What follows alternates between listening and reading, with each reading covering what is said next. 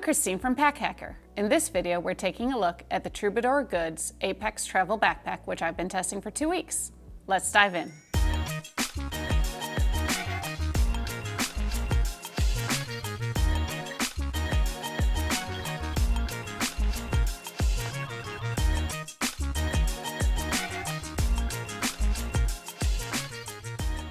So at its base, this is a 33-liter travel backpack, but there is an expansion zipper. That's fun. Actually, there you go. It opens right there.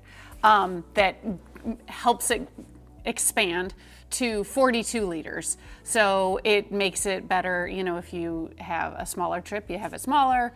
If you have a longer trip, you need more space, or, you know, if you have to pack 5 sweaters because you're like me and you're always cold, you need more space for a short trip, and so it's good for that.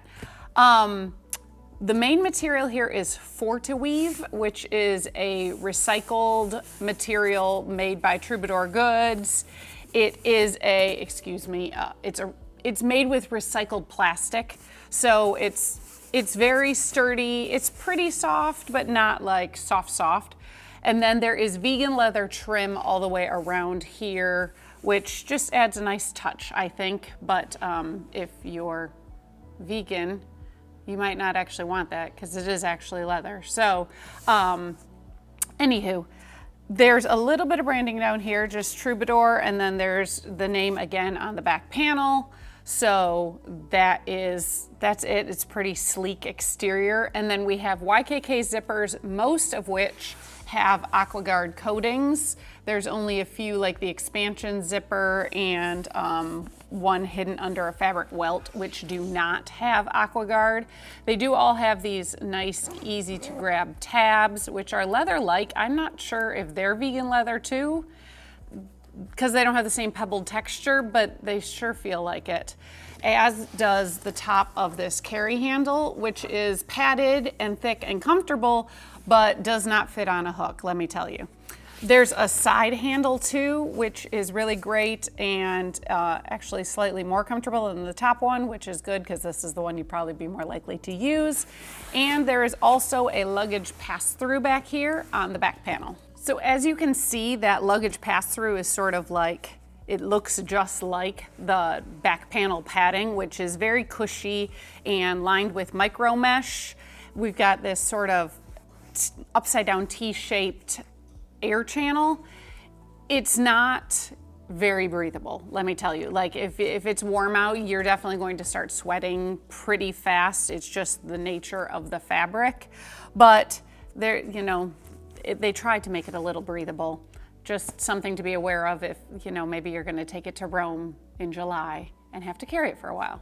Keep in mind, you're going to get sweaty. The shoulder straps have the same mesh undersides, and they are really comfortable too, to a point. If you are just wearing them and walking around, they're comfortable enough. If you start reaching up, like to put things in the overhead bin or on shelves, for some reason then they start digging in. I think because they're so flexible, they really started digging into my shoulders. Just something to keep in mind. We've got a sternum strap here on a magic slider, which I think it's just me and dexterity issues. I had to look down to fasten it every time. Hopefully you'd get used to it. And then there is also this little pocket here on the shoulder strap for your phone. So if you are, you know, en route and you want it really close at hand, you can put it in there. Sort of swallows my phone, but my phone's a mini, so most regular size and max size phones should fit just fine. So as you can see, it has a pretty sleek design to it. It's very, you know, minimalist. There's not bright colors or branding or whatever. And then I do like the fact that if you are carrying less, you know, even though this is technically a 42-liter bag, you can compress it so it's down to 33 liters, and then it makes it just not stick out so much. I have quite a bit inside of this, as I'll show you soon, and like I didn't have to expand it. I did have to expand it one time when I was carrying a lot of sweatshirts and jeans, but I do like that you can keep it sort of tighter to your body when you can manage to pack less. Like I said, it's comfortable just like this, just like hanging out, walking around. So if you're just walking around, it's pretty fine. It's only when I started to do this a lot that I don't know, it just started to work its way into my shoulder muscles. Maybe that's just me, but something to be aware of. The other thing to mention is that the strap keepers are sort of fixed and attached. So if you have it dialed in like this, you're gonna have sort of these loops hanging out that may or may not bother you. And it is a little long for shorter torsos, but it doesn't, it's not uncomfortable for me. So let's get into all the different spaces you can pack so you know where you will have to put your gear. Like I said, there is one zipper here that is, oh, it does have the AquaGuard coating. I didn't think it did, but it does. So that's great. And it's this vertical zipper. It's just this front compartment where I have a book and I have my tech pouch in here. Everything's a little tight. So I got a tech pouch, I got a book, and flat items do best in here. That's all I have to say, because you can definitely, we're gonna get into this, but it definitely ends up impacting the main compartment if you put bulky gear in these pockets, because it's just the way that it goes. Then there is this top sort of like quick access pocket, which has a key leash in it. Where is it? There it is. So it's a key leash, it's got a gatekeeper clip. I basically just used this pocket for my keys because it was pretty easy to grab that. But there is also a smart tracker pocket. Well, they say AirTag. It's really meant for an AirTag, but you know, if you had something of a similar size, you could probably slide it in there. Then we have this top admin panel, which we've got a zipper on the front panel where I basically kept my glasses, because it was really convenient just every day to just be able to just open this and get them instead of digging inside one of these deeper pockets. I liked how basically shallow this pocket was for the gear you needed to get right at. And then we've got another couple of slip pockets here. Got my AirPods and nothing else here, but you could stick like a wallet in there if you wanted. I've been carrying a sling, so my wallet is elsewhere, but it's good for that, for a passport, stuff like that. It's got these little leather tabs that make it easy to pull open. And then we have another zippered pocket where I've got some toiletries. It's just basically, it's about my hand's depth deep, and it's just good for locking down smaller gear like that. So I use this pocket, I think, more than almost anything else when it comes to secondary pockets, just because it kept everything right on top and easily accessible. There is a water bottle pocket on the side, and it's got this nice elastic to make it pretty stretchy. We'll grab my water bottle to show you.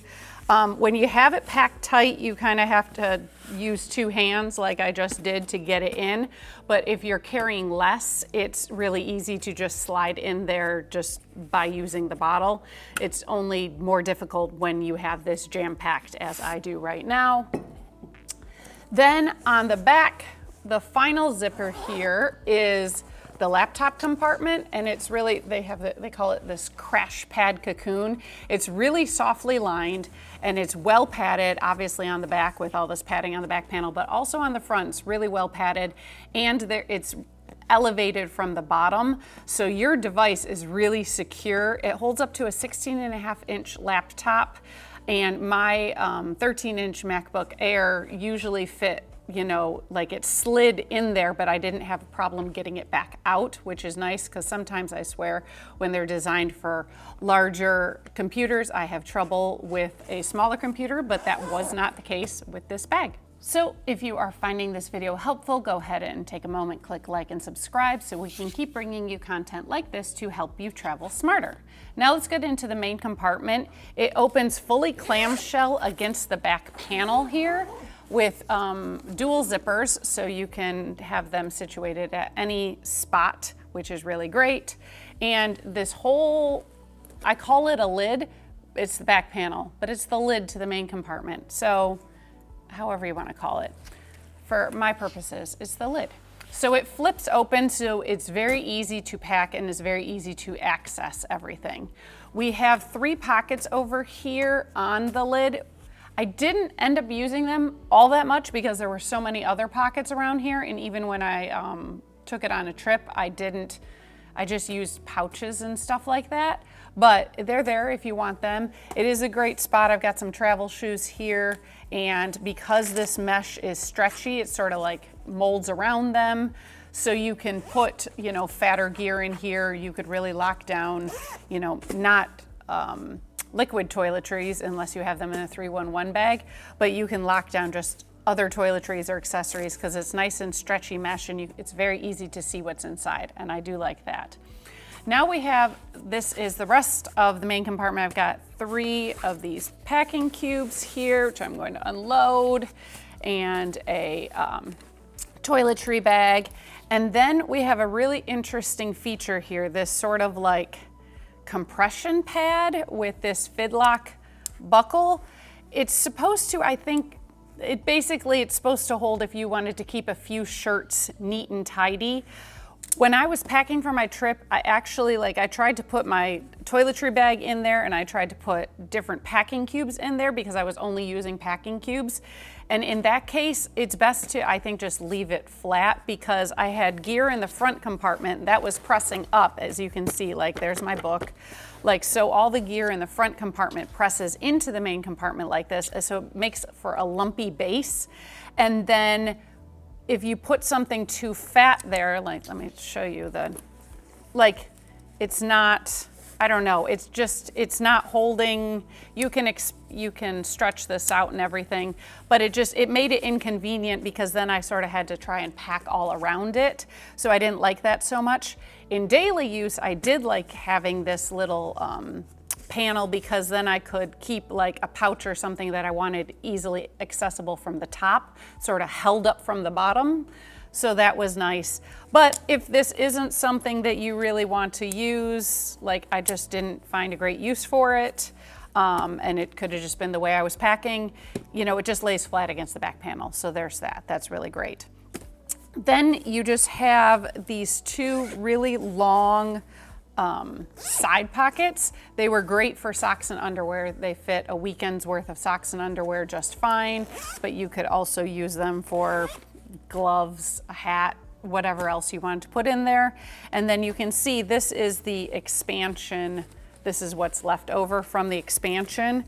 If you were going to expand it, you get, let's see if I can make this happen.